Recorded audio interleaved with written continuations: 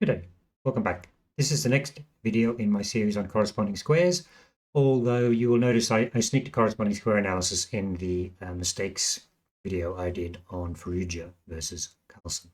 So today we're looking at a new composer from very early times, and I'm going to build a bit more history into what I'm looking at, because these composers, they don't get much attention nowadays, particularly people like Locock and today's guy Bianchetti. Did a lot of very interesting work very early on in terms of analysis of endgames and compositions in general. So just be good to have a bit of a historical perspective of how they fit together.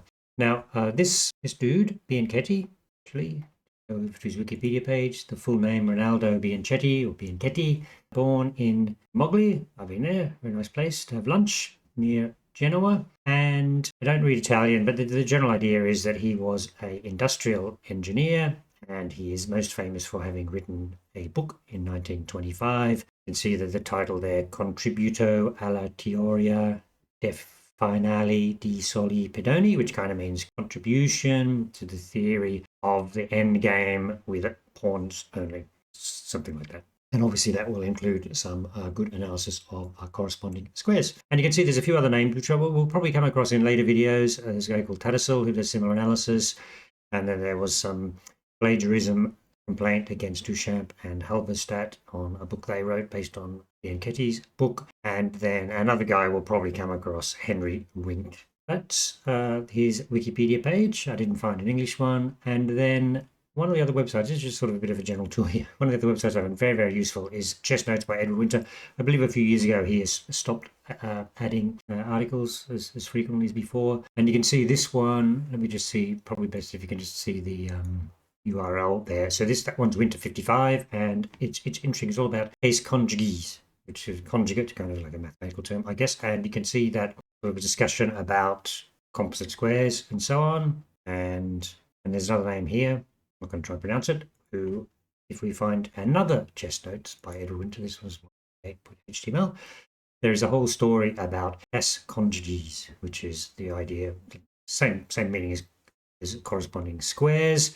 And you go through here, all these names mentioned again: Duchamp, Halberstadt, Tarrasch gets mentioned in here. This guy, 1908, supposedly was the first person who wrote about it, and Walter Bahr, we've done a problem by him.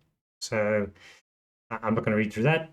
Have a look at that. It's a very interesting story about kind of who really came up with the idea first. And of course, we've got Locock and we've got Lasker and Reichel. So it's all the usual suspects, and they're obviously all relating to one another, coming up with these ideas. And I highly recommend reading those pages at your leisure. So what I'm going to do now is switch over to a bit more specifically Bianchetti. Just one more thing. So let me just quickly. This chart here shows the composers we've looked at already in different studies: Bahr, Grigoriev, Reti, Bianchetti, Locock, and we'll add to this chart as we go along. So hopefully you solved the thumbnail yourself already, but now we finally get a chance to look at the position on the front. Sorry, I've almost given a spoiler first, but as I say, it's much better if you spend some time analyzing the corresponding square analysis yourself, and then you'll get much more out of going over the solution here. Okay, so let's have a look at what Speelman has to say first. So from below the diagram, in this position, the zones counterpose each other diagonally. Having worked through the previous example, I'm just going to present you with the diagram and the correspondences and leave you to verify them if you wish. Bianchetti started with King A1 versus King H8, then White to play wins with King A2, while Black to play draws with King G8. And basically both of those steps are moving on to the corresponding square of the opponent. So thinking about key squares, you can imagine that D6 and G4 are key squares for White, and therefore you have corresponding squares, the first set of them, F4 and H5 and C5 and E7. Now, remember the strategy we had to look at here is where two entry points are connected, then we have to look at the path and consider the path along that, because obviously the attacking side, White, could move from the A to the B square or vice versa, and then Black will have to do the same thing. So basically those squares along the shortest route, which in this case is two squares in both cases. So let's put those in. So F1 there, F2 there. And now this is where that 8 square formation comes into play. You need to be able to match going to square number 1, square number 2, so doing that. And from C4, and that's 4, you need to be able to get squares 1 and 3, so matching square on that side, and then square 5, you need to get to 3 and 4, 3 and 4, and then square 6, you need to get 5 and 3, 6 there, square 7, square 7,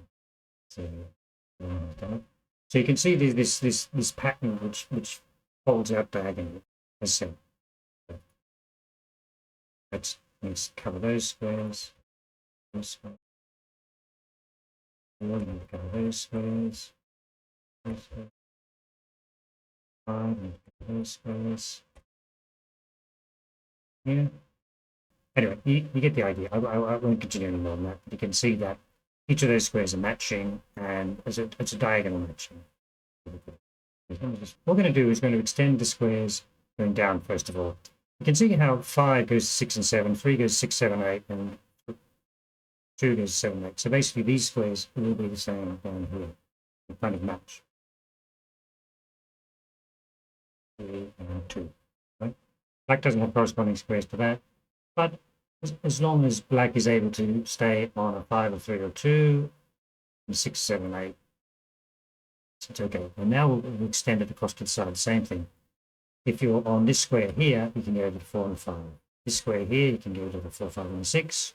This square here, same thing, you can go to 5, 6, and 5. And then this square will be again. As from 3, you can go to 5, and from 3, you can go to 6, and from 3, you can go to 7. So this 3 serves the same purpose. And then we do one more expansion across. 4, 5, 6, 5.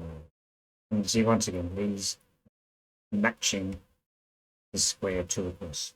This gives white the same possibilities. So what happens now? You get back to that position where the starting position was a king on a1. See that black is on a number 6. So white's winning move is in this position.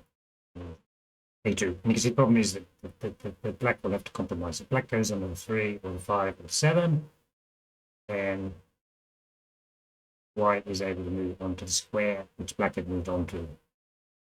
3 or 5 or 7. Just like in the squares. And then whichever square black moves onto, then we move on to the same square. We've seen this process before in the previous videos.